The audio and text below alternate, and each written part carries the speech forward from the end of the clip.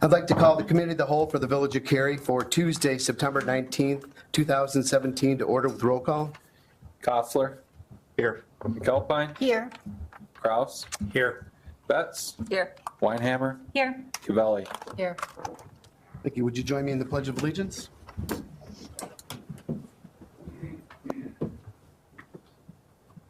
I pledge allegiance to the flag of the United States of America and to the republic for which it stands, one nation, under God, indivisible, with liberty and justice for all.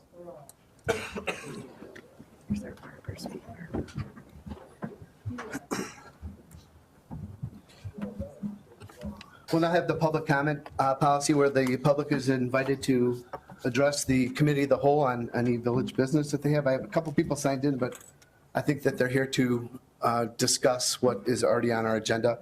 Is that Steve and Dave? You're about that? Yeah. Okay, thank you. So we'll call you up at that time. We're going to move into a discussion on the police pension fund actuarial projection.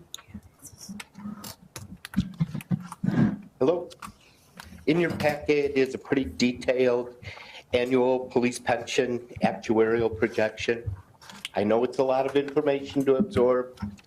Tonight I have Jason Franken here who actually put together the report to just kind of walk you through it. Please, if you have any questions related to it, Jason would be happy to answer them, or I'd be happy to answer them on the village's behalf. Jason?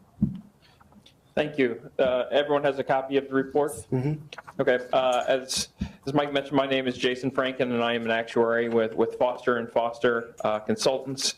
My office is located in Oak Brook Terrace. So there's 51 pages here. I'm not going to spend that much time on the report, but I do want to make sure all of your questions are answered. So if everyone flips ahead to page 5, there's just a couple pages that I want to look at. So what we've completed here is the May 1st, 2017 actuarial valuation, which determines your tax levy for this year. That tax levy will be applied and mostly collected in the fiscal year that ends on April 30th of 2019. On page 5, we have a summary of the report. And in the right-hand column is last year's results, and on the left-hand column is this year's results. The bottom line is that the village's contribution based on the funding policy in place, the contribution increased from $816,433 to $854,456. So that's an increase of about 4.7%. Over last year. This isn't surprising given some of the assumptions that are in place. One of the assumptions, you may have heard of the pension ramp. That's it's popular in Illinois. The contributions are designed to increase. And the assumption that has been used in the past is that the contributions are designed to increase by about 4.5% per year. So this is really what we would expect your annual contribution to increase by. To the extent that you lower that you lower that assumption from 4.5%, it's going to mean your contributions are going to go up by less each year. But it does take a larger contribution today to pay off your unfunded liability. So, like I said, this is a function of the pension ramp. We do have this annual increase of about 4.5% that we expect every year. The other big assumption that is used in our actuarial valuation is the investment return assumption. Currently, we're using a 7.5% assumption, and that's based on an investment policy that is about 55% invested in equities and 45% in fixed income. This is pretty aggressive relative to most of the police and fire pension plans across the state. Most of them are at 6 3/4 or 7%. Next year, I would recommend that we lower this contribution to be more in line with what we actually expect the fund to earn going forward. In the last 4 years, the plan has exceeded the 7.5% return in 2 of the 4 years. However, in those 2 years in which it's exceeded 7.5%, it exceeded it by a total of $40,000. In the 2 years that we fell short of the 7.5%, we fell short by $930,000. So it seems obvious, at least to me, that this assumption is a little bit too high, and we need to reduce it to reflect what we think is actually going to happen in the future. Unfortunately, that comes at a price. It comes at the price of a higher contribution, because when the assets in the pension plan come from 2 sources. It comes from contributions, which come from members and from the village, and it comes from investment income. And if your investment income goes down, your contributions need to go up to cover that difference. So again, this is an assumption that I think we need to address going forward. But in this year, we have left that contribution intact. If you flip to page 9, I want to focus on the last 2 rows of numbers on this page. The first one is the unfunded liability. There are 3 columns here. One, the right column is last year's results, and then the middle column shows if we had not made any changes to our assumptions, where would we be? And then in the left-hand column reflects the assumption changes that we did make. That there was just a couple small minor contribution or assumption changes that we made this year that we felt were necessary. And at the bottom line is that our unfunded liability actually does go down a little bit this year from $8.4 million down to $8.3 million, and our funded ratio ticked up a little bit from 54.7% up to 57%. So from that perspective, we had decent experience during the year. Our funded ratio has gone up a little bit, but again, we are in the 50s in our funded percentage. Just for your reference, on average, most of the plans, and the average fund ratio for a police plan is probably about where you are, probably about 57, 58%. However, those stats would be based on an investment return assumption of 6 3/4%. If it was truly an apples to apples comparison, your funded ratio would be a little lower, probably around 54%. So from that perspective, you're right in the range of being sort of in line with the other police funds in the state. However, as I mentioned, I think we do need to address this assumption because it's really difficult to get that 7.5% return on a net of fee basis every year, given some of the restrictions that investment restrictions that the fund faces. So I guess the last thing is just on page 11, just to show you the contribution, the development of the contribution requirement. You'll see that it went from 816 in the far right-hand column to 854 this year. Everything sort of across the board increased by about 4.5%, like I said, basically by design. And then the last item on this page in section F, you'll notice that we've outlined the village requirement for the fiscal year that ended on 4/30/17 was $720,351, and that's the exact amount that the village contributed. So I think that's important to note that the village is contributing what is required. However, I think there are some tweaks that need to be made to the assumptions that could put upward pressure on that going forward. So with that, I'll spare you the rest of the details of the 51-page report, but I'm happy to answer any questions that you have. I'm interested in the assumption rate. I guess legally speaking, what are we required to do as a village? And this may be more for everybody out there than people on the board. So from a funding perspective, well, let's step back for a second, take a higher level view of it. Ultimately, the village is responsible to pay for all of the pension payments that have been earned under the pension plan. So for all of the retirees, all of the current actives, you're responsible to make the pension payments that have been earned by those members for their lifetime, and if they're married, in the case of their spouse, to their spouse's lifetime as well. So ultimately, that's the responsibility of the village as the plan sponsor. From a funding perspective, so that means the actual cash contribution that's required every year. What the Illinois Pension Code says is that the plan is required to achieve a 90% funded status by the year 2040. That we have been, the village's funding policy has been to fund based on 100%. So from that perspective, your contributions are exceeding what's required from a statutory basis, by the state of Illinois.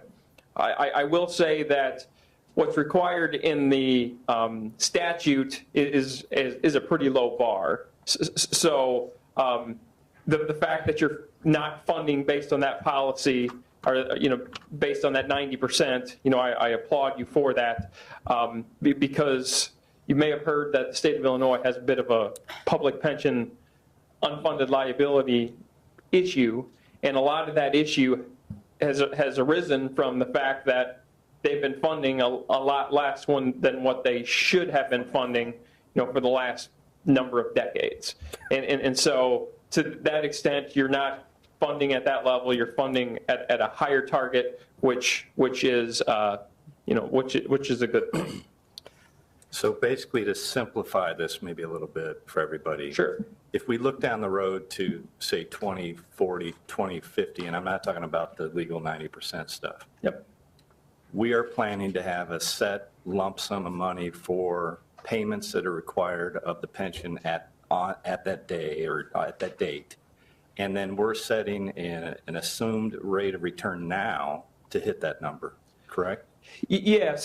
So the payments that you're making, the payments are being made all along. So currently you have about $700,000 or so of annual benefit payments that are going to retirees. I actually have a page in here. If you flip to page 18, this shows a projection of the benefit payments based on the current population in the plan. So as I said, this year, you're going to be paying about $700,000 in payments to those people. For the next few years, it doesn't really increase that much. There's not a lot of new people expected to retire. But then after that, you'll see it, by the time you get to about 2027, it's gone from 700,000 up to 1.5 million. So it's going to double over that time period. So ultimately, what you're really, paying, we're funding to make sure that there's enough money to make all of the payments that are on this page. And that's really what the goal we're trying to meet. The funding of it is based on, like I said, a pension ramp. So it does escalate. So by 2040, we would expect, if we reached our goal of 100% funding, in theory, we would be in good shape to be able to make all of the payments at that point, that for all of those future payments, because you can see after 2040, it's $3.5 million per year of benefit payments that are expected. Yeah, and I appreciate all that. I'm just trying to simplify it a little. Okay. So if we theoretically as a board said we're going to assume a 20% rate of return, then we wouldn't have to put that much money into exactly. it, right? So the more we lower the rate, the more money the village has to put in to make up the difference in the rate of return. Yes, that's correct. Okay, that's the point I was trying to make for everybody. Okay. So, I am concerned, about that rate of return because I don't think it's achievable with the mix we have, especially in a bear market, and we're heading maybe shortly into that type of situation. I mean, we've been in the longest running bull market here in probably history. So Markets don't go down, do yeah, they? well, No. all right. So, okay. Any other questions? So in essence, we could be making lower payments, contributions if we wanted. Yes, yep, to satisfy the statutory minimum contribution requirements. That doesn't say anything about whether down the road you would be able to meet all of your obligations. So pensions are pay now or pay later, and so you're going to have to pay it at some point, whether it's now or later. But from a state of Illinois statutory perspective, you could have lower contributions. And, we actually do provide the statutory minimum contribution on page 17, which is $752,000, which is $100,000 less than what we've shown you as the contribution that has been developed based on your funding policy. Which is based on the 90% figure in 2040. Right. Yes, the statutory, on page 17, yes. Okay. So we're still able to invest much more aggressively because we met that $10 million threshold that, Yes, so the pension board could change their funding policy to have up to 65%, well, 55% in equities and another 10% in mutual funds. So in theory, you could get to 65% in equities. However, the rules are a little murky in that if you buy a fixed income mutual fund, it counts, since it's a mutual fund, it counts towards that 65%. So in most cases, pension funds are buying, they're not buying fixed income mutual funds just because they want to be able to have more equity exposure to get the higher returns. thank you. Is there any other questions? So, I'm sorry. So what is there a discussion on lowering the, There's no approval that's considered here tonight just- as far This is as. our annual report. We Yeah. usually- I know there's no approval, but is this something maybe in the future we need to talk about? I'd be in favor of that, yes. You're talking about the assumed rate of return of 7.5%. Yeah. Michael, can you address that? If I could just make one point, or just for clarification. I think number one, I think a previous board, I think prior to me coming here, had made the decision that the board was going to fund at the 100% level as opposed to the 90% level. And I think that decision was made, and that's what we've been funding on since I've been here at the village. But just for your own idea, Jason, could you give them an idea, at an assumed rate of 7.5%, our tax levy number is about $850,000. If we were to drop that number to, let's just say 7%, what impact might that have on the tax levy number? Well, the liability, the unfunded liability would increase by about $1.5 million. So, like I said, the fund ratio would go from about 57 down to 54 or so at 7%. In terms of the actual impact on the tax levy, I don't have those numbers at my fingertips, but it could go up by as much as 20%. It could go up by as much as $150,000 to $200,000. I think during a discussion we had, I believe it was last year, we talked about the possibility of going from 7.5% and let's say working towards lowering from that level to 7.375 at by a certain date, 7.25 by a certain date. And the reason that I say that is, if in fact our tax levy were to go up by 150,000 for the police pension fund alone, subject to the tax caps that the Village of Cary is subject to, that would be a large amount that we would have to meet on an annual basis going forward. I think it's good to know that number. I think we need to continue with the discussion, but I think it puts it in perspective in terms of how much that number can jump based on lowering that assumed rate of return. Because I think prior to coming here, that assumed rate of return was 8%, and the decision was made over a period of time to reduce it from 8% to 7.5%. And I think we're going to have to take similar steps going forward. But you can see the connection here. I mean, if we're adjusting the assumed rate of return, there's going to be impacts to our overall tax levy. Then. Right, and that was what I was trying to get at. But let's say we don't make the 7.5%. What happens? Well, I mean, there are years we haven't. Right. We got to make it up, right? We will have to make it up. Yes, please, the Village of Cary by 2040 is responsible for funding that total unfunded amount. Right. Whatever it is, wherever the market takes us, the Village of Cary is ultimately responsible for that number. Right. Just, I won't steal your thunder, but we don't look at the impacts on a year-to-year discrete basis. There's a smoothing process that occurs over a number of years when you look at rates of return. If you consistently don't meet your expectations, no amount of smoothing is going to fix it. But if you're below, if you're 5% one year and 8.5% the next year, the curve is going to stay roughly in the same place.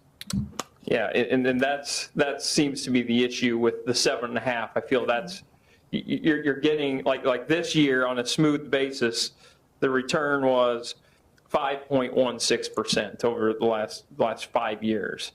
And so you're getting those numbers low, but you're not, I haven't been working with your fund for that long, but it's tough to get 8.5 on a smooth basis over a 5-year period just because of the equity or the asset allocation and the target being just a little bit too high. But Jason, too, you had put in perspective here about the 57% funded ratio. But as far as the rate of return here, I mean, where do we kind of sit with other municipalities? So I have one plan that I work with that's higher, and that's 7.55. I have probably 2 or 3 others that are at 7.5, and everything else is lower than that. And we work with probably 100 plans in the state. So it is on the upper edge of what we see with the Article 3 and Article 4, which is the police and fire pension plans. And where is the average at then, where the majority are at? If I had to say an average, I would probably say 6.8, or well, 6.875. And the reason I say that is because it's halfway between 6 3/4 and 7%. Those are the two rates that are used most often. Any other questions for Jason or Michael? Thanks for all. Thank you, Jason. Thank you. You're welcome.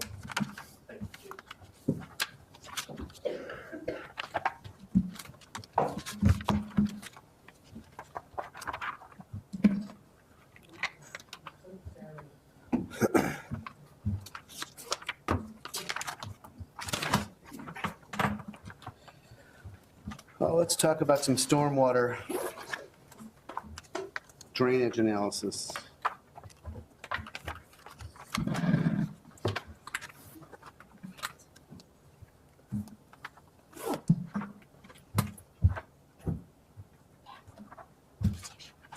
Great. Thank you, Mayor. As the village board is aware, nationwide, not just locally, weather seems to be a hot topic, and the impacts of that weather does have dramatic effects on local residents. Cary, not being any different than our neighbors, June and July was a very, very wet season. As you can see, and we discussed previously, the amount of rainfalls typically experienced in this area are in the neighborhood for June and July of about 7 inches of rain for that period. Locally in Cary at our weather stations, we measured almost 17 inches. So obviously saturated grounds and a higher amount of water did cause some issues, of which we're including in a village-wide drainage analysis. And I have Darren Olson from Christopher Burke Engineering. He's our stormwater consultant, and he is the water resources engineer responsible for leading that analysis that was approved by the board recently. So tonight we would tend to give you an update just on the overall process of what to expect with this analysis. We've been doing a lot of data collection and data exchange with Darren and his team, just to give an idea of some of the history that staff and our residents have experienced. At a staff level, we've met with all the different residents that have reported issues during this June and July period and conveyed that to Darren, and we're continuing that effort as we speak with some additional visits that will be taking place shortly, and then some initial analysis and drafts. Building upon that, this is also our opportunity to meet one of our requirements for our NPDES permit, which is our National Pollutant Discharge Elimination System permit. Under that, as an operator of the municipal separate storm sewer system, or the MS4, we have a requirement for outreach and an obligation to provide annually a meeting, a published meeting, an advertised meeting, of which this committee of the whole satisfies, to discuss stormwater issues and obviously take into account public input and input from the board. So combined with our update on the drainage analysis, obviously this meeting was also advertised and intended to just give a broad update on different stormwater or related activities that the village is conducting. So with this analysis, and I'll turn it over to Darren shortly, we're also in the process of implementing an updated new form so that for future large-scale rain events and future issues that our residents experience, we're going to have on our website a built-in digital form that incorporates a lot of the data collection that we've been doing on a one-on-one basis to get that out earlier in the process, enable people to still do it the same way they have now by calling us and discussing the issues with the village, or they can fill out this form online, and it captures a lot of the same data and then gives us a contact point to reach out and continue that discussion. So it's our intent to obviously just improve the way we get more data earlier in the storm recovery, and also help us to react to it more quickly. So with that, I'll turn it over to Darren just to give you a brief overview of the analysis itself. Thanks, Eric. Good evening, Mayor and trustees. Thanks for having me here. I'm Darren Olson with Christopher Burke Engineering. I'm a Senior Water Resources Project Manager with that firm. As Eric had indicated, we're just starting our village-wide drainage analysis. The village is composed of 6.5 square miles of area.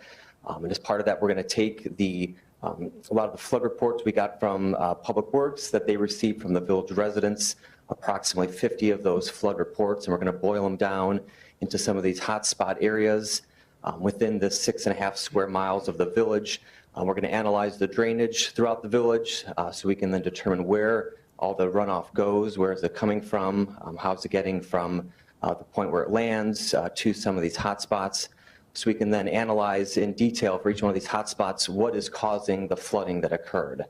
Once we analyze how the flooding has occurred, we'll look into some solutions to reduce the risk of future flooding. And for each one of these hotspot areas that's looking now, based on what Eric and his staff have provided, we're looking at probably 15 to 17 of these hotspot areas, coming up with conceptual level drainage improvements for those to reduce the risk of future flooding, coming up with costs for those, so we can have a matrix and a ranking system so Eric and his staff can look at all these drainage problems throughout the village. What are the highest priority based on who's impacted, how are they impacted, what are the solutions to those flooding problems, so that he can really have a path moving forward as to what's the best bang for the village's buck as far as solving some of these flooding problems. And we'll summarize all that in a report and a matrix for Eric and his staff. Any questions? Any questions? Sounds like a good plan. Thank you very much. Thank you. Thank you.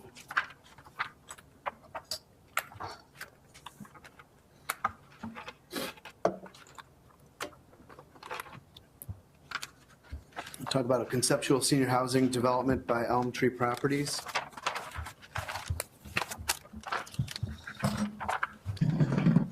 Thank you, Mayor. As the committee will recall, back in June, a development proposal was discussed before the committee of the whole at a conceptual phase for the subject property located on the corner of Reuben Lane and Caber Drive, next to Industrial Drive and the Goddard daycare or school property. As proposed that evening or indicated that evening, it was a senior housing project, so it would be an age-restricted development. It comprised three-story buildings, 58 apartments, and then also 18 townhome units on that 4.5-acre property. The property currently is zoned BP Business Park District, which allows senior housing as conditional use within the district. The developer was seeking feedback from the board as far as the potential for developing that site for senior housing. Based off discussion at that evening, there were basically 3 points that the developer took away from that evening as far as requests from the board to provide some additional information before the potential for the project to move forward. Specifically, there was a request for information regarding the demand for senior housing or a market study in the area, if there would be feasibility or market for this product. There were concerns regarding the conversion of the property from an industrial use, potential planned use, to a residential land use, and then also providing sample elevations and building materials for the type of product that would be proposed on the subject property. This is still the site plan that was proposed last time, again indicating where the site is located at. This evening, the developer is here, and Mr. Cook would be able to come forward and provide additional information that he's done since our last meeting.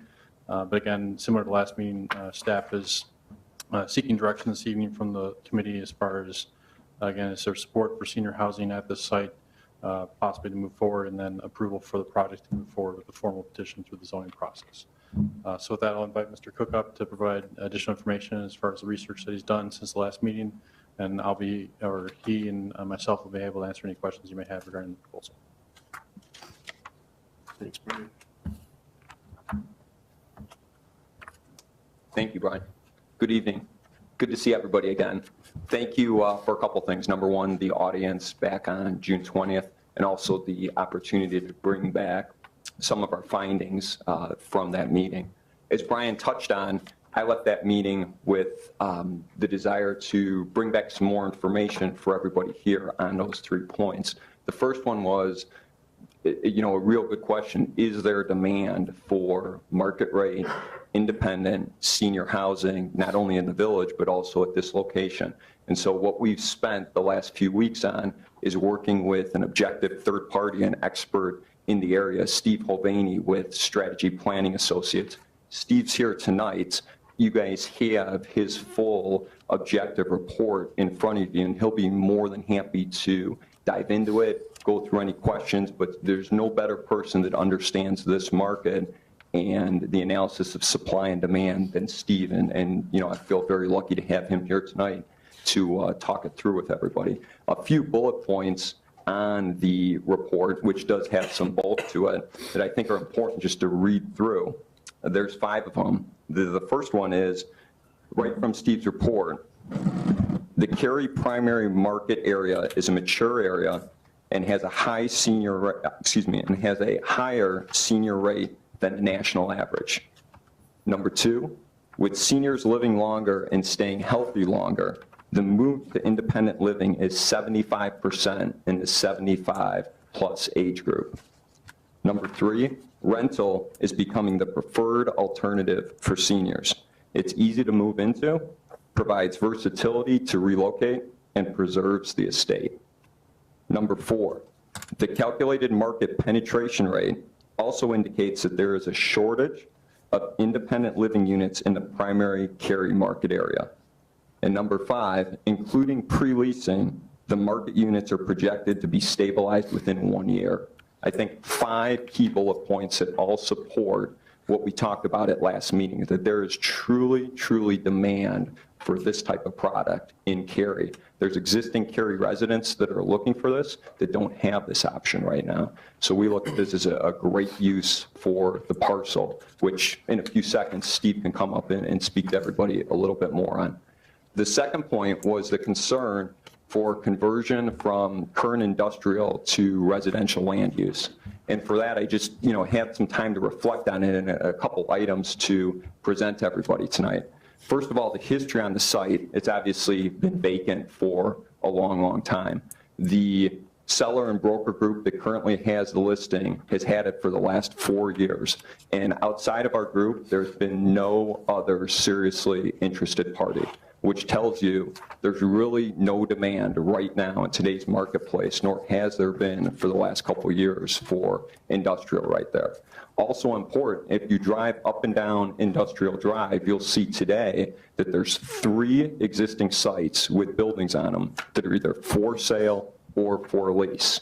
I would think the village's desire is let's get those things leased up or filled first before we talk about new industrial there. So I really don't think that there's a strong industrial demand currently in that corridor.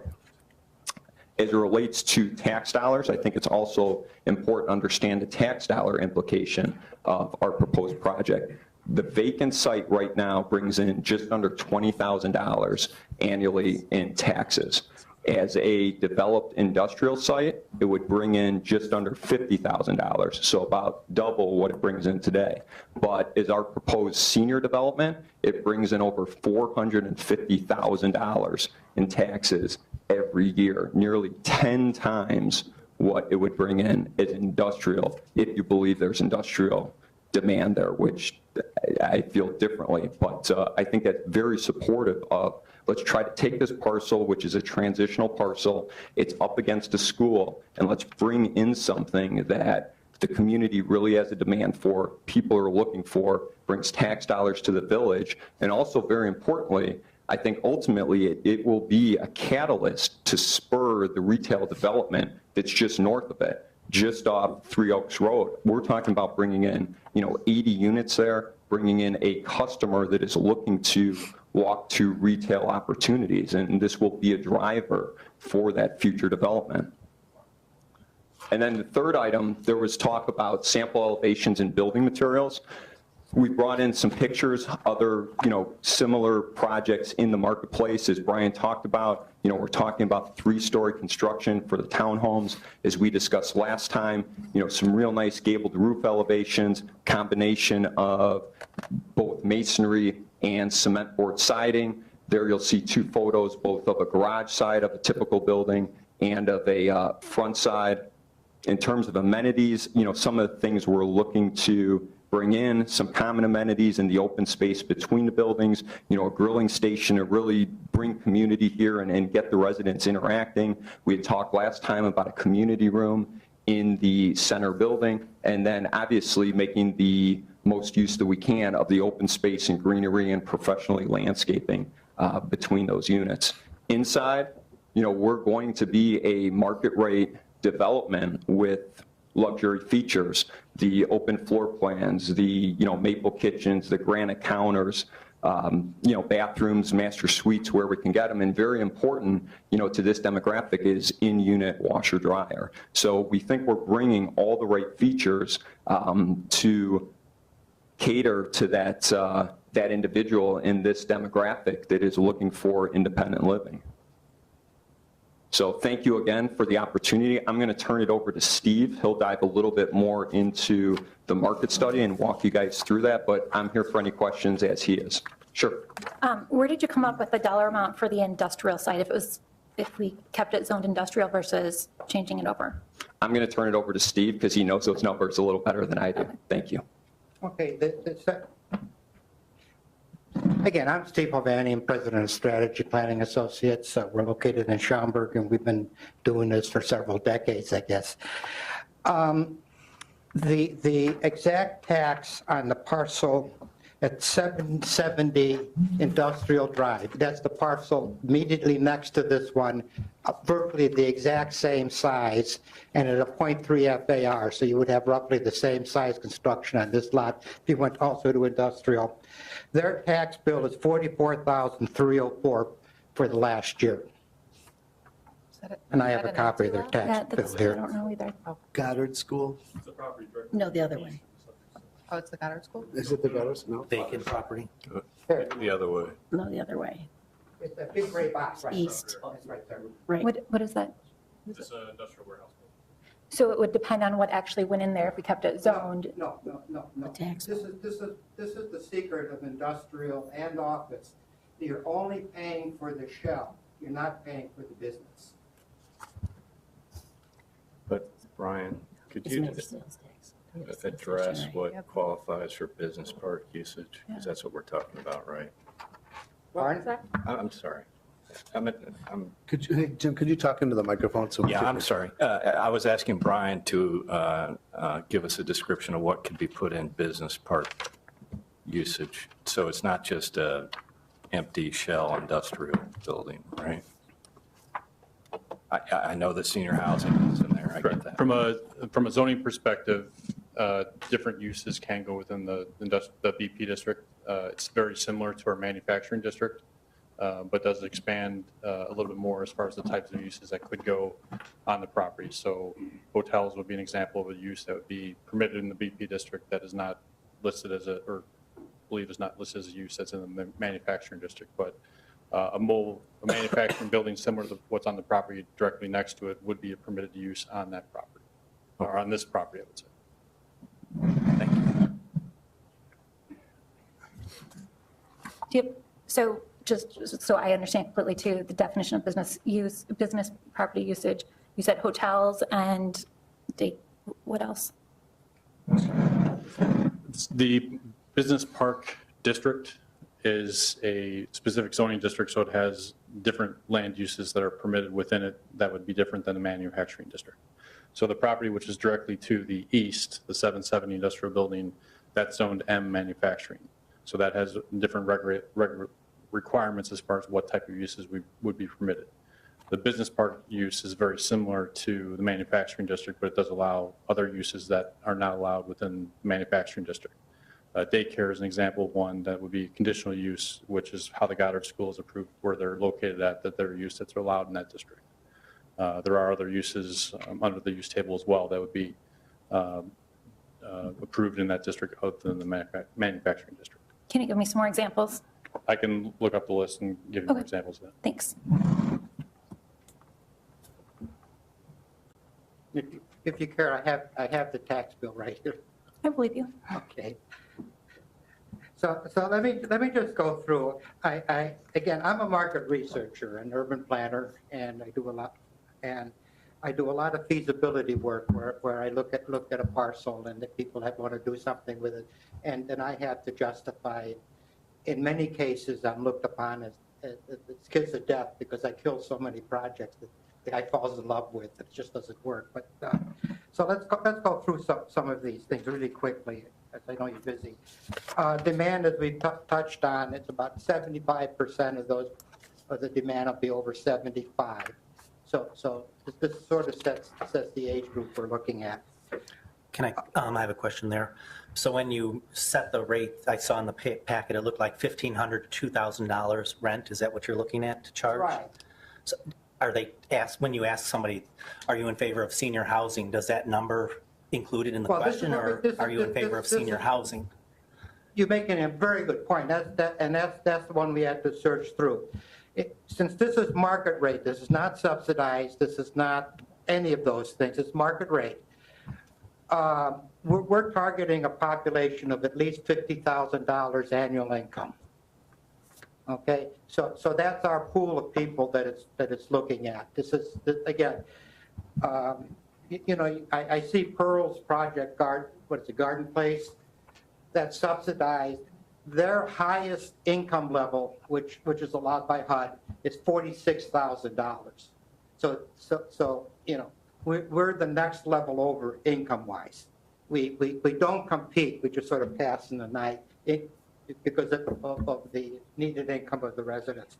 And this just sort of works out to figure out what the rent is and the right ratios of how much they should pay. It comes out to about $50,000. So, but it's always nice to say we're going to charge $1,500 to $2,000 a unit. What happens if they don't come? Then you start lowering the rent, $1,100, $700, $600. Well, I think they'll do what they have to do. I mean, I'm here to prove to them that it's quite viable and the numbers are there. And I mean, I know I've had people come and ask for senior housing, and I know they wouldn't be able to afford $1,500 to $2,000 a month in rent. well, again, this is what our analysis had to identify, is how many people that could afford it are here. And they come in two groups.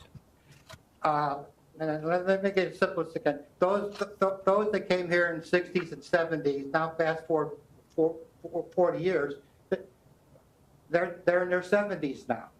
You know, they're target people. Then what percentage of those have incomes over 50,000? The second group are those of people that moved in here in the 80s and 90s. They, however, have parents who meet this age income, and about 9% of those parents would be age income qualified. So it's not everybody, but, you know, we're targeting it as their large enough group here. So, you know, just to give away the end, we found that there, for both filling up this project as well as keeping the three additional projects, which are also market rate, in place, we only require about a 5 or 6% market penetration, which is very strong for this kind of project. There's enough people here to fill these units. I mean, that we have. So let me just touch on, I did look up your minutes from your last meetings on this one and Pearl, and so let me touch on issues that you seem to raise, and so I made sure we covered them. The site itself, it might be in an industrial park of sorts, but just remember, on one side is the 770 building, and then you got a 26-foot buffer, and you'll probably put trees in there to kind of wipe that off. On the other side, fronting Three Oaks, a lot in between, you've got zoned to be in effect a convenient shopping center, the best that I can tell, which works really well. And you got then the other side, the school district, and then across the street, you've got that expansion of the warehouse district. And then if you look the other way, you've got the residential and the park, which they look out on. So you got, again, all people want a mixed-use, walkable neighborhood. You know, I lived in Chicago, and in West Rogers Park, they had the cemetery. They declared it open space, and they had the seniors project overlooking the cemetery. That's not what they want. I know my mother too. They like to walk out. They like to see things going on. They would really much rather be next to the fire station. You know what I mean? So they like these mixed-use neighborhoods. Okay. But the gist of it is, this use would have no negative impact on the surrounding uses, and vice versa, the surrounding uses would not have a negative impact on this site. So from both, the only issue with marketing is it doesn't have a clear market window on a busy street, but it can be seen both by Northwest Highway, you know, sort of over the next building, and it can be seen from Three Oaks. And so it's not totally isolated, so we give it a buy on that note.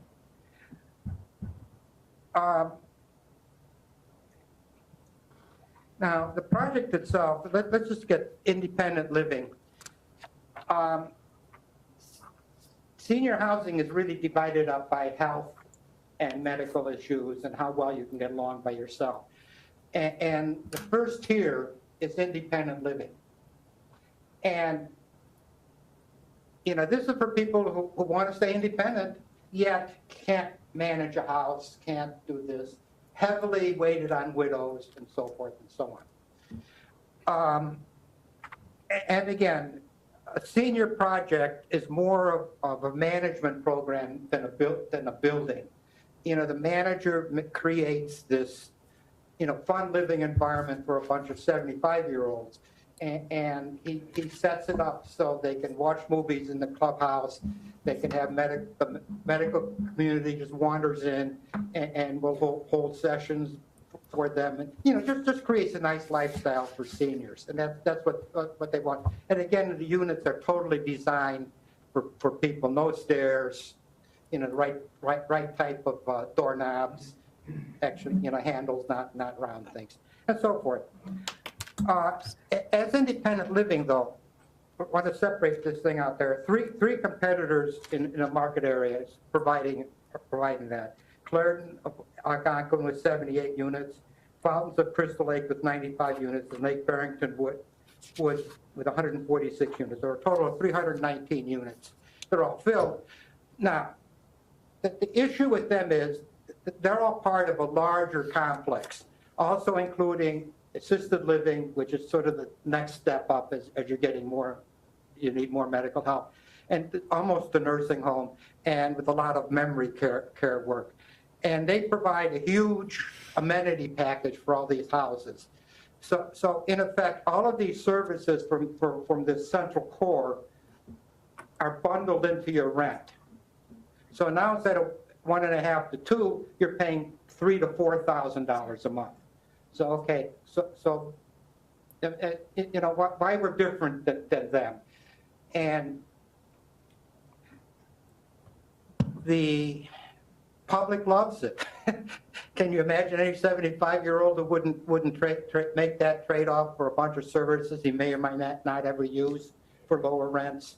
And so this has got a following, and in fact, we'll dig in deeper into the rental pool than just another unit.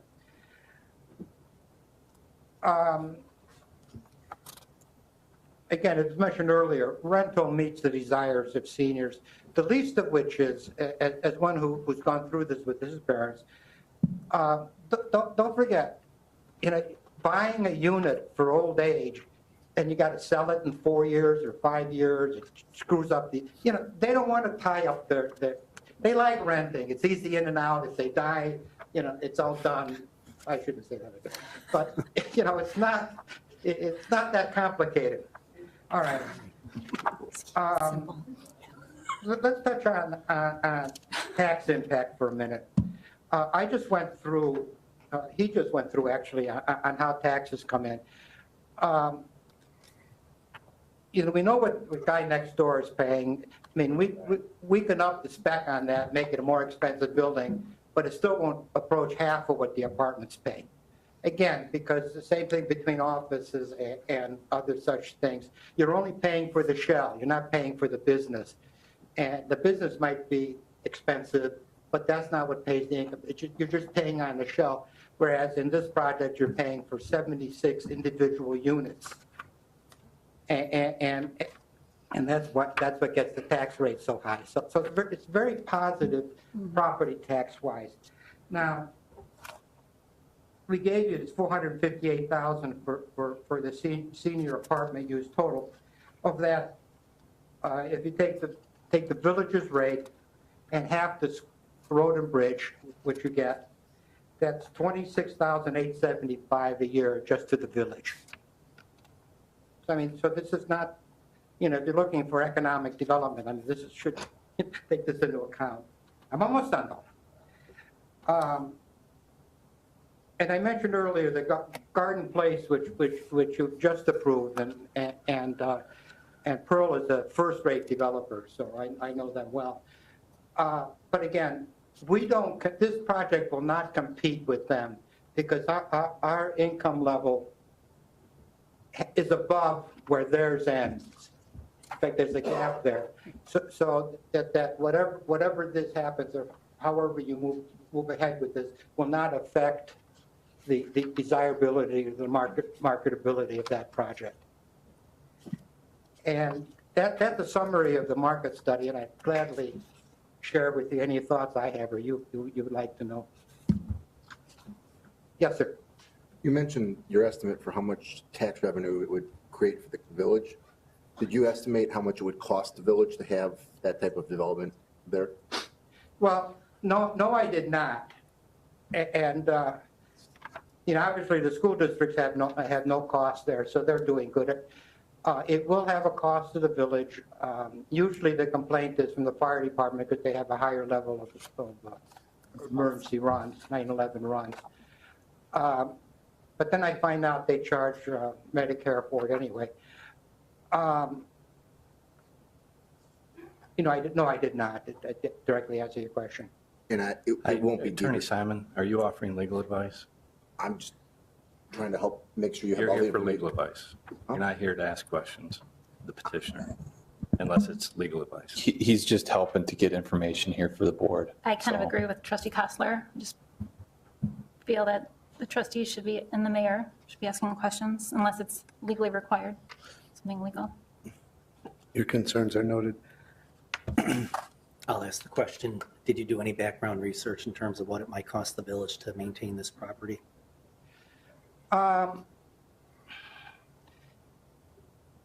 You're going to have about 100, you're going to have about 100 people when it's all filled up. Very heavily male. I can only tell you my first trip, I was part of a group that built a project in Bartlett, and I had to attend watching the audit, which was like watching paint dry. And so I started walking up and down the hallways, just kind of looking around. Had enough gray hair. I was mobbed with ladies. When did you move in? Do you have room? Are you here already? Where's your space? That was the first question. Second question, do you drive? But anyway, it's, you're going to receive the state pro ratas, which is about $130 a person.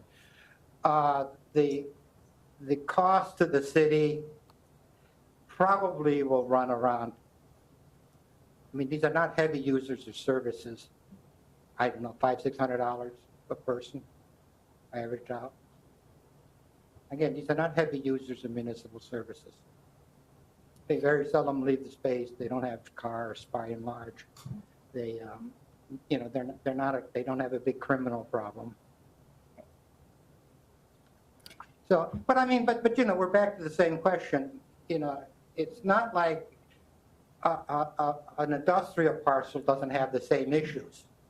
We always find out despite what everybody thinks, as far as public services are, the residential doesn't do any, the residential doesn't do any worse than the industrial does, which also has employees, has people getting in and out, has all sorts of issues coming up. So, and I think it's a pretty reasonable use. Can I ask a question about what happens when the project is done? Who's going to be managing it?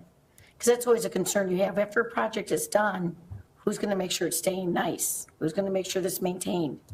Well, this is going to be owned by a development company.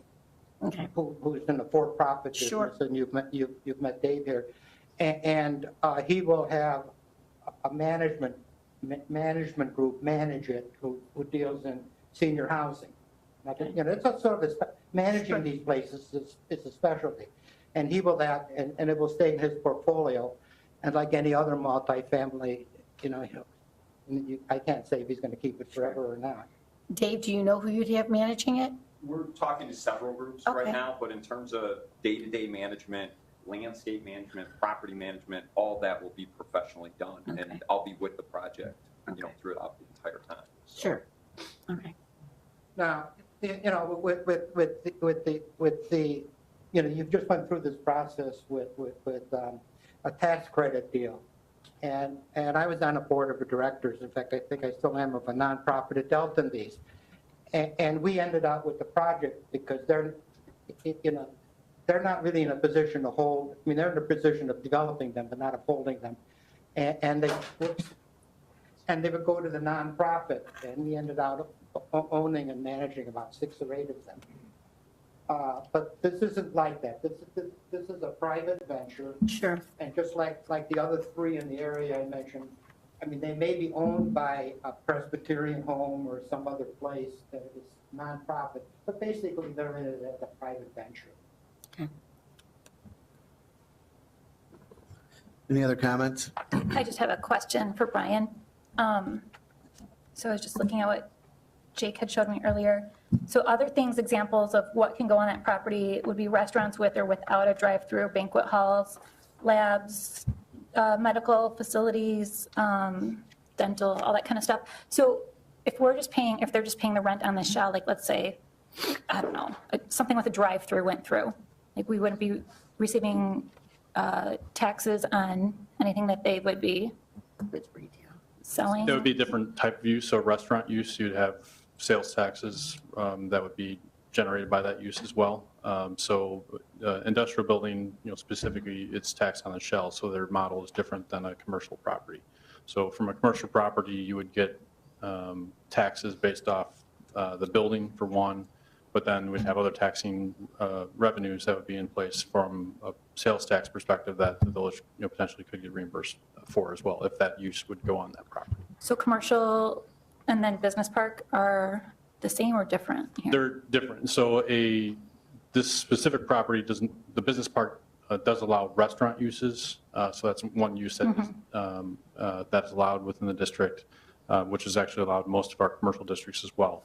But the property that's just to the north of this that fronts Three Oaks Road, that's zone B2, which allows retail uses. This property would not allow retail use to go into the property. So sales tax producing, a cellular store or something like that can go on that property that's directly between this property and Three Oaks Road that could produce some sales tax. You could have use that would go in here that would be, a manufacturer that would sell a product as well that you could generate some sales tax from, but those are generally few and far between. You can also get those in your manufacturing districts as well. But a restaurant use would be an example of one that potentially could develop on the site. Doesn't have direct frontage to a major arterial, so it might be a more challenging site to develop for a restaurant use, but that could be use that could generate other taxes to the village other than just property taxes. And, I'm sorry. You're good. Is there any open residential areas right now that this property or this project may go on that may be better suited? I know like Westlake pulled out today. Have we looked at other? From a zoning standpoint, there are other zoning districts that we have in the village that would allow senior housing. And obviously, this zoning district does allow the use as a conditional use. There are limited properties in the village actually that would allow a senior housing that be vacant that would need to be rezoned, for development. There's no, property within the village that would specifically allow the use to be developed by right. Or without having to go through a zoning process to rezone and redevelop.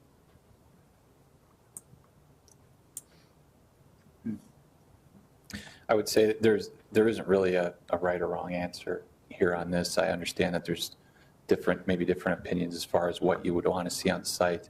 I do agree with the petitioner that it is kind of a transitional site. It's kind of tucked back here. You've got industrial on one side and then you get into the Goddard School, so it is a kind of a unique property here. But it is up to the board to decide if this is something that you would want to see on the site or not. This project would still have to go through the zoning board, so there'd still be a public hearing for it. The petitioner right now just looking for feedback because that is kind of an expensive process here to undertake and go through the public hearing process. So it would be an opportunity. Here to kind of expand on, our senior housing that we have. We have different levels. The Pearl project, we don't know if that's going to be approved or not. You heard from the petitioner that Pearl project is a little bit different, speaks to a little bit different clientele.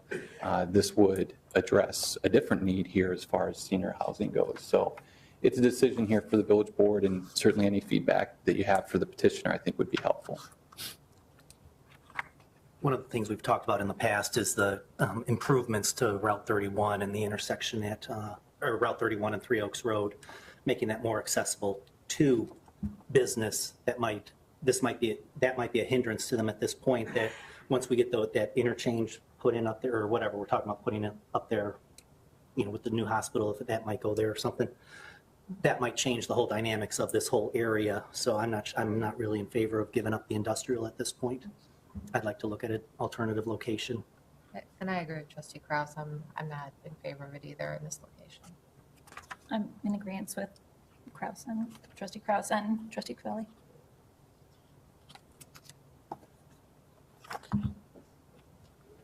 What are your thoughts, Trustee McAlpine? Well,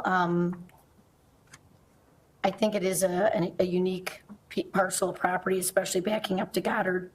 I think if you had something senior there and they could overlook kids playing soccer and they can even set up a program with Goddard, I think there are some nice benefits that could be offered to seniors for that.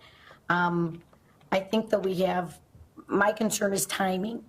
I personally would like to see what happens with Pearl, and if Pearl is coming or Pearl is not coming.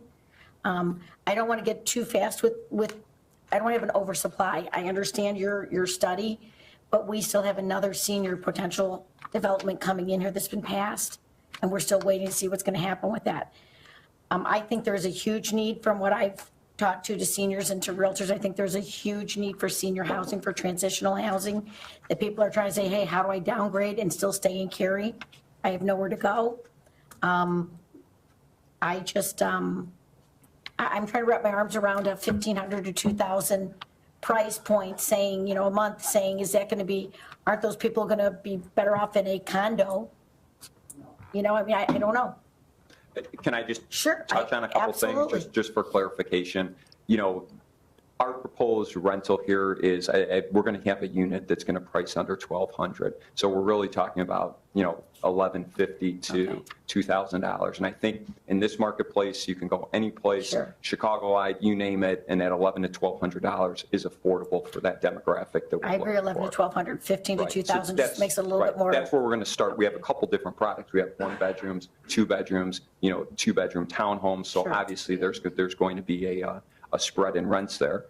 To talk a little bit about the other projects coming in town, that's one of our biggest concerns. When we came in with this vision, we wanted to make sure we can coexist with everybody. Right. We're looking to serve a population that isn't being served right now. There is no competition whatsoever with what we're trying to do in any of the other projects, whether it's Pearl or anything else. This type of independent market rate senior housing does not exist as it sits today in the village of Cary. And we just hopefully shown everybody that there's demand for this. There truly is.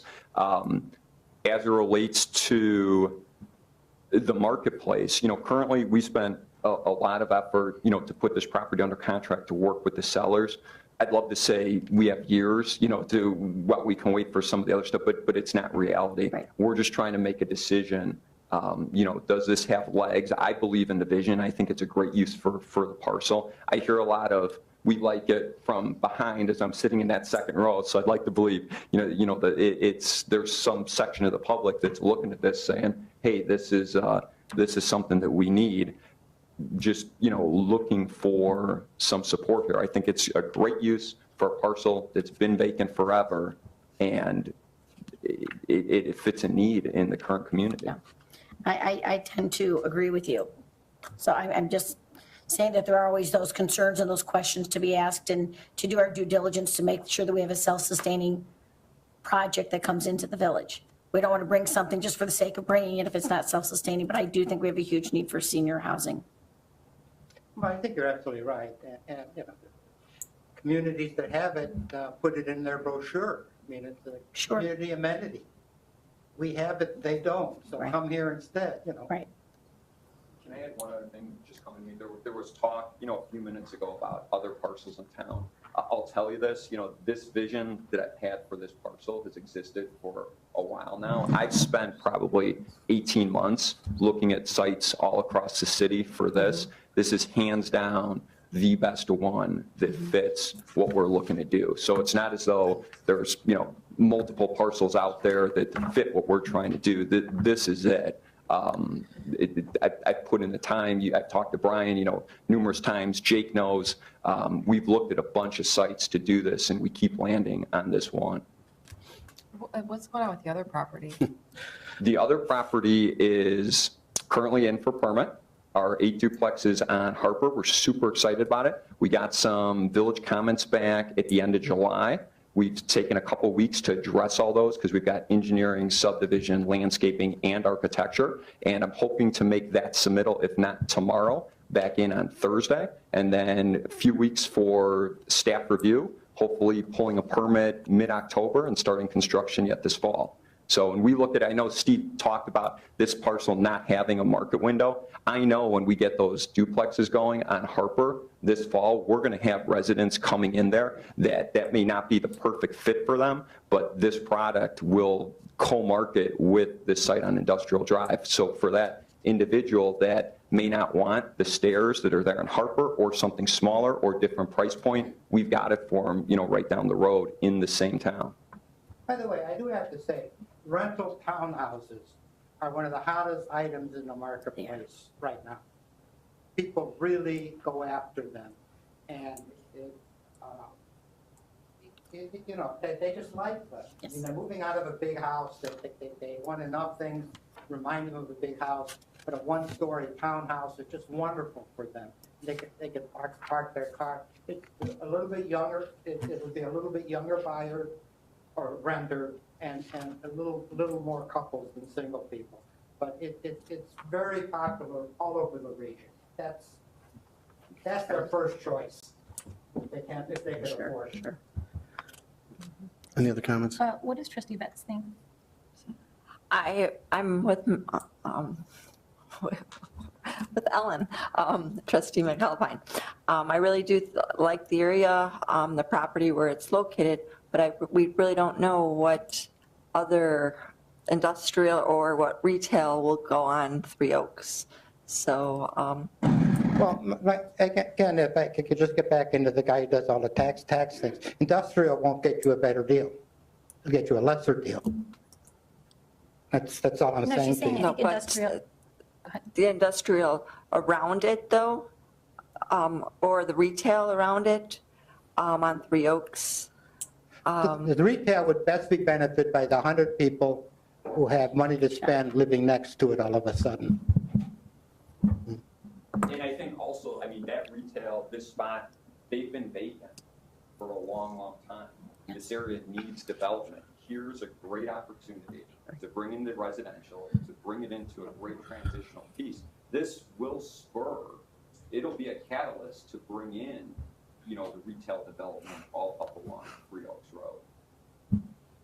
Holding out for industrial, I understand it, but it's been years already. It may be more years. If there's nothing there, it may be nothing may happen at Three Oaks for a while. So I understand if we had a crystal ball. So we can all hear you.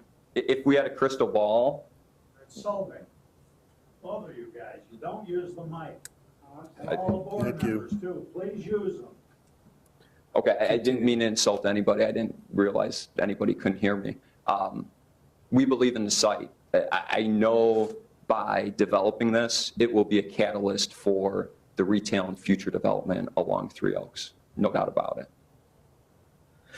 Dave, I have a couple questions for you as well. I think we have a definite need for market rate luxury apartments for our seniors. I hear it time and time again, especially this past weekend, talking with a lot of residents.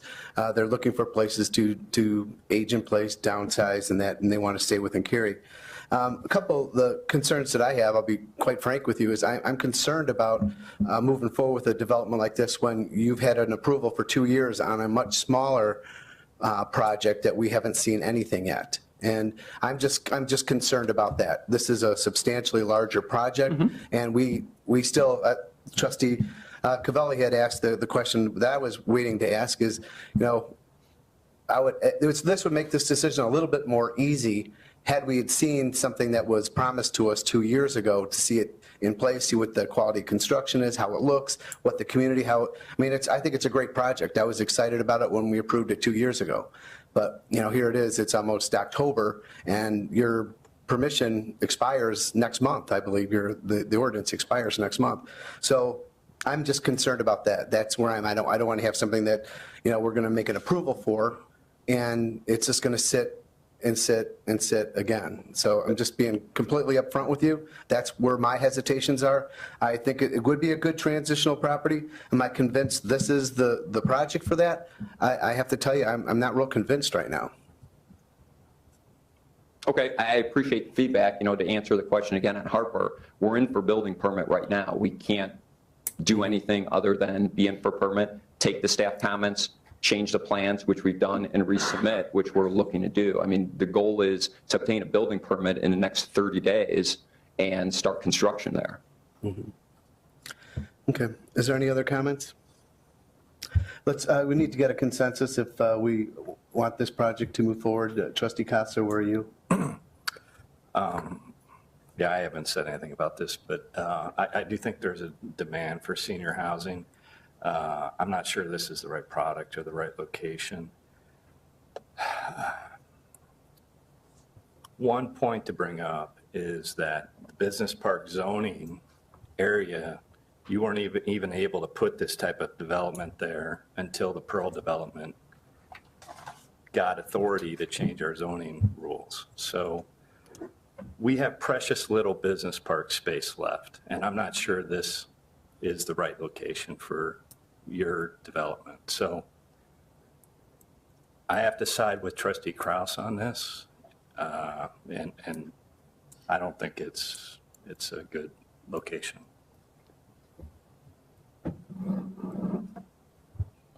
Trustee McAlpine?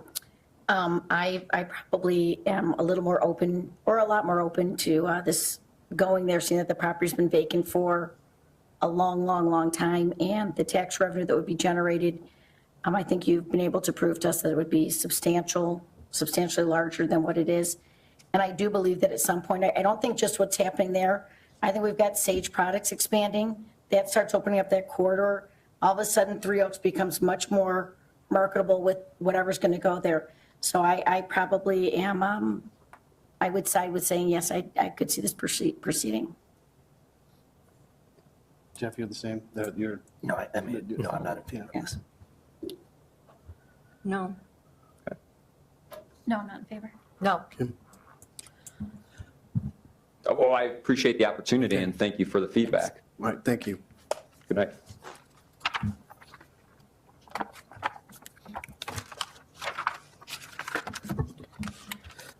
Brian, here we are.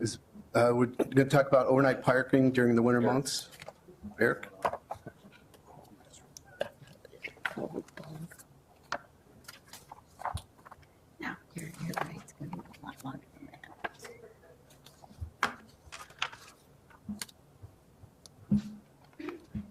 that. Thank you, Mayor. Fortunately, it is that time of year where we start as public works staff planning for what inevitably will be our winter season. As part of that, we are looking to get the committee's feedback on a potential code amendment that would help us enhance and improve our level of service and what we feel will be the safety for the motorist during the winter months. Currently, our village code includes some winter parking provisions. They are somewhat unique to our neighbors and the region in that we are one of the only towns that does allow overnight parking, at least in part of the year. And secondly, the ending period of our winter parking restrictions right now currently ends on March 1st. Now compare that to what the typical winter seasons are. We kind of showed you some state of Illinois climatologist data that shows just on average, last year, not a good example, but on average, 5.6 inches of snow does fall in the March months. And statistically, early March is one of the higher hot points for severe storms as well. Moving forward, the challenges that are encountered by our staff when cars are parked on street overnight when there's snow on the ground, so particularly in March when it is again allowed in the village. We encounter issues like this. The car, when the photo was taken, had since moved. You can see the tire tracks, but it does force our vehicles to then obviously move around them. So the challenges that causes, especially in the one of the more wetter, high moisture content storms that have some refreeze and freeze back following those events, you get ice dams that form.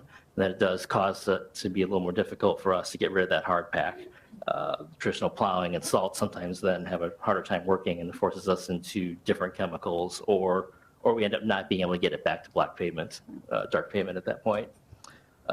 Not a car, but the same exact result is kind of present here in this photo with that dumpster there. So that is the primary reason that we would like to see the committee's feedback on moving that restriction to December 1st to March 1st, to continuing that overnight restriction in the winter months through April 1st instead. And that again would kind of align us with what most communities around us are doing for their winter parking restrictions, but ours are obviously different with being specific to overnight on-street parking. I'm not going to answer any questions if there are any. I'm going to go out on a limb. I'm going to say I think we all can agree. Yeah, it's a fair. I think it's a no-brainer. Okay. I think I was the only Right? person on the board different, especially Fox Trails, the accessibility of them to be able to park cars, because the cars are much larger. I'm just kind of giving a brief background why we did this. Because it used to be November 1st through through November and March, because we had such a heavy concern from the residents of those neighborhoods and others, because there's nowhere to park their cars, there's nowhere to go with them, and we encourage them to clean out their garages are for cars. We went out and met with some of these residents as well, but that was the main reason why we did that, because there was such an outpour of people there, there's nowhere to go with their cars. And so there was a whole ticketing issue that happened that shouldn't have happened. And just trying to make sure that everybody has a safe place to park their cars and that people have safe passage on the sidewalks, because that was made aware of us by some other residents that they would go out walk at night and they like to stand. Are parked over the side. So, this sounds great. It makes a lot of sense, but have we let the residents know in those neighborhoods that this is pending again? There was a against this. They wanted us to reduce it, and that's why we reduced it in 2010. Just a little background.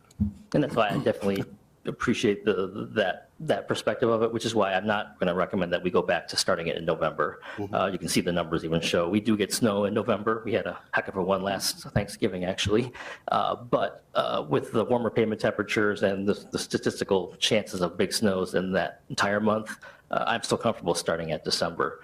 But obviously, to that point, we see so much snow in March that it does become a repeated issue for our operators and the service delivery. And also the fact that since we do require people to park off-street the other months, I guess I'm just knowing that they need places to park their cars, I'm just asking them to do whatever they're doing December, January, and February to continue it one more month, just for to help us out to keep the roads clear. But we're open to whatever the committee directs us to pursue. And when it says overnight, is that like a 2 a.m. to 6 a.m.? What's overnight considered? By code and 2 to 6. I mean, I think we just have to also provide you with as much efficiency as possible. That's going to make it a lot more efficient for you in March. That's going to take a lot more time if we're doing it other way and you're having to plow around things. I just think that it's right there. It's pretty easy to say why we need to do that. And I understand some of those concerns, but. Just given the points that the mayor brought up, would it be okay if we brought this back at the next meeting for an item for separate action for consideration? Well, I think that you had a consensus here. I think these three were all in favor. No, actually, after you spoke and you had some concerns from residents, then I might want to open it up to, like you suggested, reaching out to the residents in that area and having their input, just, maybe having a meeting where they can attend. What are your thoughts? I'm happy with this, moving it forward. You're happy with this? I'm happy with moving it forward. But I mean, of course, I want them to be able to come and, let people know, and then obviously be able to come forward if they want to talk about it. I'm not talking about putting on consent. Okay. You are? Or? No. Okay. I'd expect that, if we were going to ask residents, that residents probably would not be interested in this, the folks that are parking on the street right now, so. I'm just going because he said he had input from it, so if he had input in it and it was enough input, that's why he wanted to suggest it, so.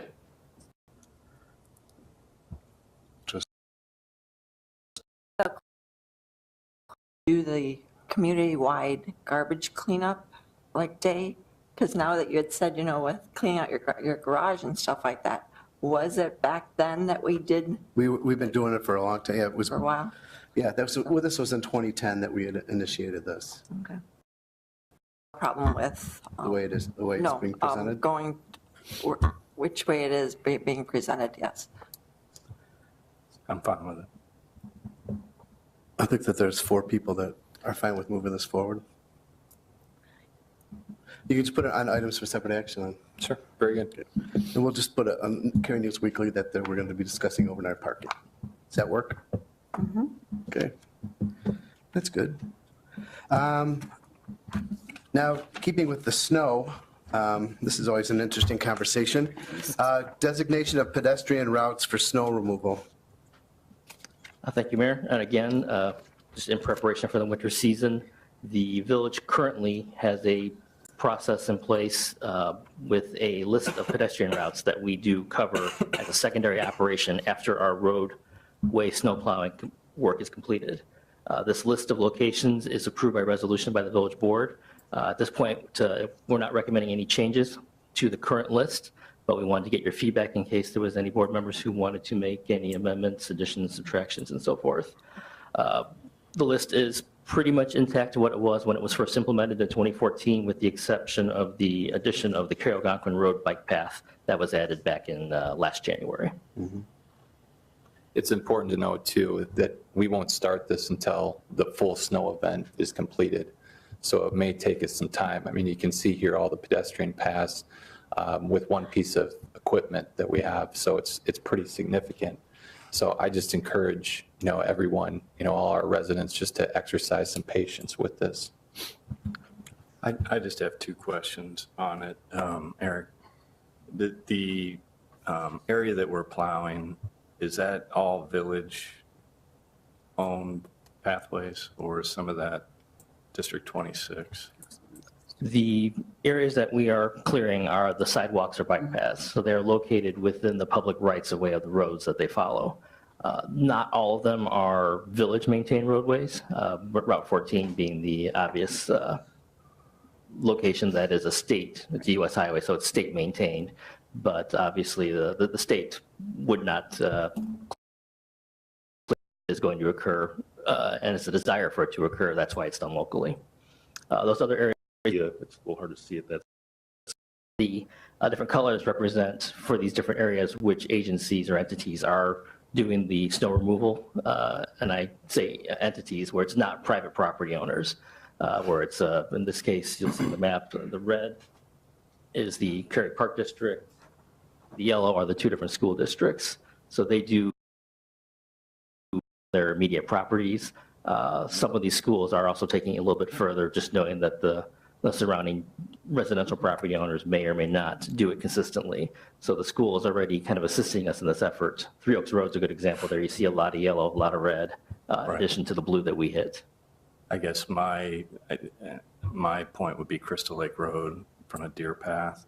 Is that, and is there any way that could be shifted to the school district? It's something we could approach them to ask. Because I know, we added Carrie Algonquin Road last year. There was a lot of concern about that pathway and people's ability to ride their bikes or walk. And that was an extra load on village staff.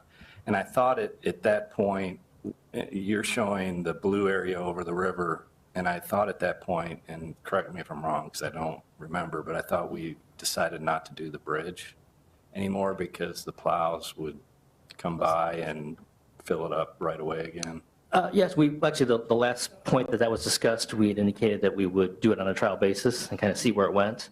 Of course, right after that, it stopped snowing for most of the season. So I'm willing to continue experimenting with that. That's just why I showed it that way. Honestly, it makes it easier. You see the piece of equipment that's used for it in that photo there. It's it's a 4-foot wide articulated wheel loader with a snowblower on the front of it. It is easier for that unit to turn around if we go across the bridge as opposed to trying to do it in front of the bridge. Not impossible, but it can be done either way, actually. I don't want to speak for my operators, but I'd like to at least work to try it out and see how much longer it takes and what challenges there are. I think, too, to your point, Trustee Kostler, it's something that we want to bring this back up, each year before snow season and talk to you about how things are working. If there's room for improvement that we have here. So those are things, we're certainly evaluating these routes and want to just get any initial feedback that you have now, and next year we'll talk about it again. So, Well, just one question too. Bringing back Silver Lake Road from Three Oaks up to unincorporated Carey past Sterling Ridge, that's always been, people have asked for that. Is that something that we could talk about, or is that the portion, the path that's there, because that's on ours? Specifically, That's the Yeah, Park District? there's a little bit of I it that don't is the know. Park I think District. it's Park District path, isn't it? The parts where they're just south of Sterling Ridge, yes, there's a little section that the Park District owns, a property adjacent to it. But once you get up to the Sterling Ridge subdivision, the path veers actually out of the right of way onto private association-owned property. So that path is owned and maintained by that subdivision. Okay. So that would, if we did do that, that would be one case where we are plowing on private property and not in the public right of way. Okay. I didn't know if Good Mayor- point. Mayor, you were referring to further from Three Oaks up until that area. Is that No, what you- I was talking more about where Sterling Ridge is. We had some people asking about that, but you're right. I do remember that conversation that it does go on to their association property. Yep. I remember that now. Thank you. I worked with our operators to make sure we do a good job of not piling the snow, at least on the approach at the start of that path. That was one of the comments we received a couple of years back. So we're obviously re-educate our operators every year to be cognizant of that side of it, just to make it easier for the association or whomever to plow these private property sidewalks and paths. And Eric, right now, our village staff, they're doing this on regular time, correct? And this isn't on overtime that we're doing this type of plowing? Correct. Thank So you. that's when Administrator Reif had mentioned that it's a secondary operation, and the public may need to be patient. Just to remind everybody that with that secondary operation and not doing it overtime, if we get stacked snow events where it snows again and then literally a day later it snows over again at a high amount, we're obviously not going to delay the roadway plowing to do the sidewalks. So there's times where it won't get done just due to the fact that the commitment to the roadways is still there. On Three Oaks, right before South Rossin Bridge Road, there's no plowing on the sidewalks, but that's where houses back up and there's fences right there. I thought, is that right? You guys are not doing it on this map?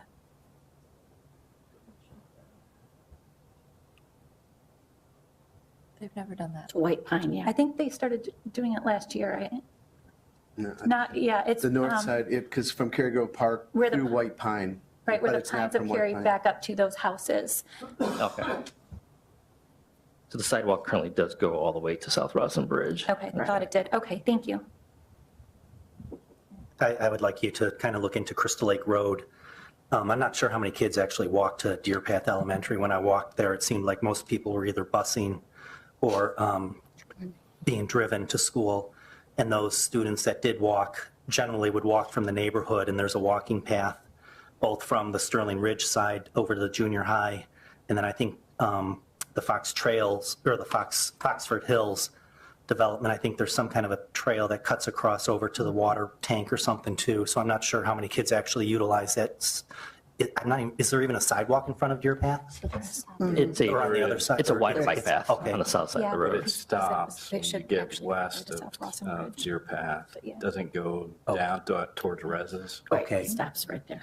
Yeah. And then the other one that caught my eye was the north end of South Wolf Street, in front of Briargate School. The school district does it in front of Briargate down the bottom of the hill, but then once you hit those homes, it looks like the village is picking up private residents and plowing in front of, there's 1, 2, 3, Can you go back to the map, Eric? 3 or 4 homes there. Thanks. Yes, and that one is one where, since those are private homeowners, we're picking it up if the homeowner hasn't done it. So oftentimes if they've done it, obviously we see that and move on to the next location. Where are you talking, Trustee Kraus? It's the blue section? The little blue, by north, Briargate? the north end of South Wolf Street. Okay.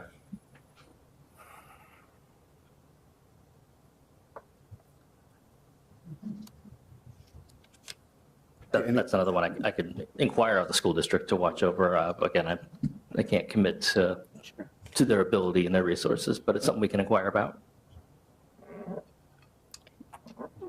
Okay. Any other comments?